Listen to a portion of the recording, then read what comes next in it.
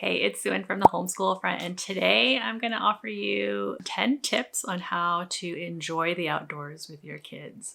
Because I know for some of us it gets a little overwhelming, especially when, people get dirty and make a big mess. If you're a former neat freak like me, you will understand. We try to incorporate outdoor time as much as possible. We have chickens and a garden, so it's kind of easy for us. But for those of you that may not have as much space as we do, there's other ways to get outdoors and to enjoy your homeschool. You do not need to be sitting at the kitchen table doing your schoolwork. You can take all of that outdoors. My first tip is to remember that it's okay to get dirty and to get wet. Bring some extra clothes, just be prepared. In our car, I keep extra clothes for the kids. And usually I remember to replenish it after they've gotten wet and dirty, but sometimes not. And hey, they can deal with the quick drive back home in dirty clothes. So the second tip is to try and organize a play group or a homeschool group, whatever you want to call it, that meets outdoors at least once a week. In the past, it was a lot easier, but I feel like now, we really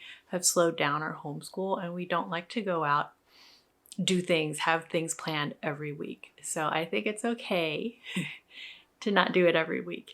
Maybe at least twice a month or even once a month.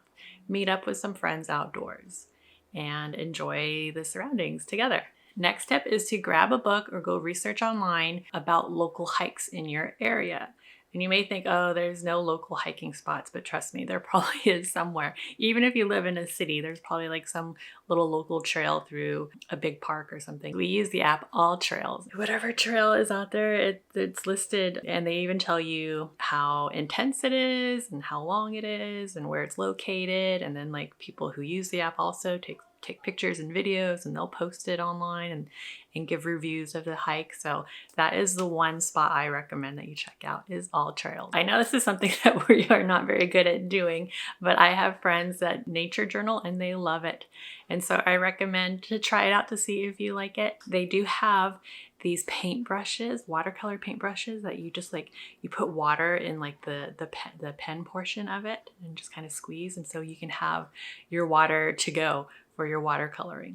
So, grab a journal, grab some pencils and some watercolors and your brush, and whatever you see outdoors, paint it while you're out there. Or what you could do also is just to snap pictures of interesting finds and then come home later after you hike or what have you to paint and draw. So nature journaling is a great way to get you outdoors. Next is to do math outside, whether that is with a curriculum like wild math curriculum or just on your own. My kids, they love going out and collecting rocks and shells when we're at the beach and counting, collecting sticks when we're hiking, counting all the flowers and animal tracks that they can find. So there's a lot of counting that happens naturally when we are outdoors. So next is to look at things a little bit closer. We have these cute little pocket microscopes that my kids have.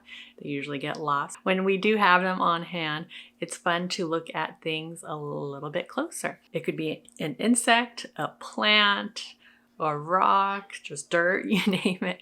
Whatever your kids are into, they'll love hiking with that little pocket microscope. And the next is to grab some field guides. Max field guides. They have them for different regions of the US. I don't know if it's available worldwide, but I know here in the US we have it for different states, different regions. We have one for tide pools in Southern California and coastal birds. So everything that we have from Max Field Guides are local to our area. It helps us ID plants and animals without having to look at our phone and look at apps, which is nothing wrong with looking at the app. Next, if you watched my video about it, is to go on a scavenger hunt. Scavenger hunts are really fun outdoor activities that you can do with your kids.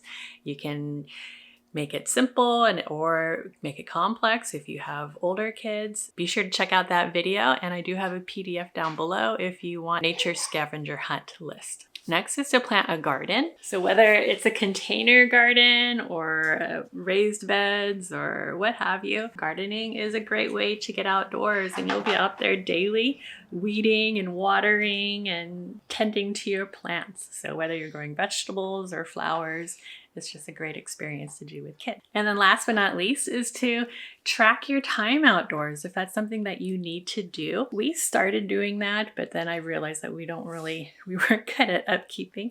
But if some people like tracking, so if you're like into bullet journaling and lists and check marks and all that stuff, then tracking your time outdoors is a great way for you to encourage you to get outdoors. If you've heard of 1,000 Hours Outside, she has a podcast and a website and a very popular Instagram page. You can download a tracker from their website, and track your time outdoors.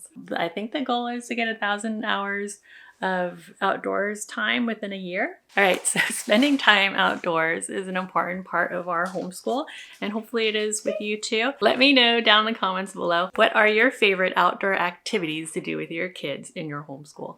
Or maybe you don't homeschool, I don't know. And if you haven't done so yet, be sure to hit that like button if you found value in the video, and that subscribe button and the bell so that you can get alerts to my next video. And I'll see you in the next one.